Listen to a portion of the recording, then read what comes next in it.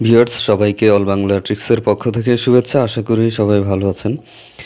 এখন আমি আপনাদের সাথে যেই ট্রিকটা শেয়ার করব সেটা হচ্ছে হোয়াটসঅ্যাপে কিভাবে ব্ল্যাক থিম ইউজ করবেন। কিছুদিন ধরেই ফেসবুক এবং মেসেঞ্জারে ব্ল্যাক থিমের ট্রিকটি অলরেডি ভাইরাল হয়ে আছে। সবাই ফেসবুক এবং মেসেঞ্জারকে ব্ল্যাক থিম ইউজ করছেন। তো এই দুইটা ট্রিকও আমি অলরেডি দিয়েছি। সেই দুইটা ভিডিও লিঙ্ক এই ভিডিও ডিসক্রিপশন বক্সে দেওয়া থাকবে, সেখান থেকে আপনারা চাইলে দেখে নিতে পারেন। এখন আমি দেখাবো যে কিভাবে হোয়াটসঅ্যাপে ব্ল্যাক থিম ইউজ করতে হয়।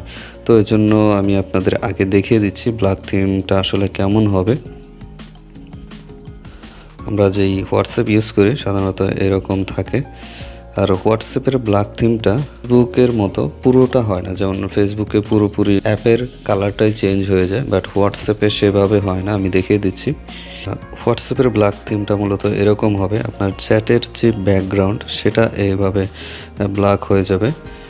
আমি আরও একটা দেখিয়ে দিচ্ছি। আগে দেখিয়েছিলাম এটা ব্যাকগ্রাউন্ডটা সাদা ছিল।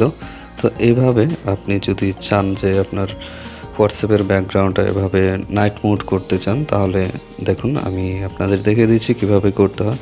তো এই জন্য আপনাদের সেটিংসে যেতে হবে। তাহলে আপনারা হোয়াটসঅ্যাপের সেটিংসে যাবেন। এই যে উপরে যে তিনটা ডট আছে এখানে ক্লিক করে সেটিংস, তারপর এই যে চ্যাট এখানে যাবেন। এখানে যাওয়ার পর দেখবেন ওয়ালপেপার একটা অপশন আছে। এখান থেকে ক্লিক করার পর এই যে দেখুন সলিড কালার নামে একটা অপশন আছে, এখানে ক্লিক করতে হবে। এখানে ক্লিক করার পর এই যে এই কালারটা, প্রথম যে কালারটা আছে সেটা সিলেক্ট করে এই যে নিচে সেট অপশনটা দেখা যাচ্ছে, এখানে ক্লিক করতে হবে।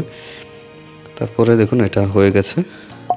এখন যদি আমি চ্যাটগুলো চেক করি, দেখুন এই সবগুলোর ব্যাকগ্রাউন্ডটা ব্ল্যাক হয়ে গেছে।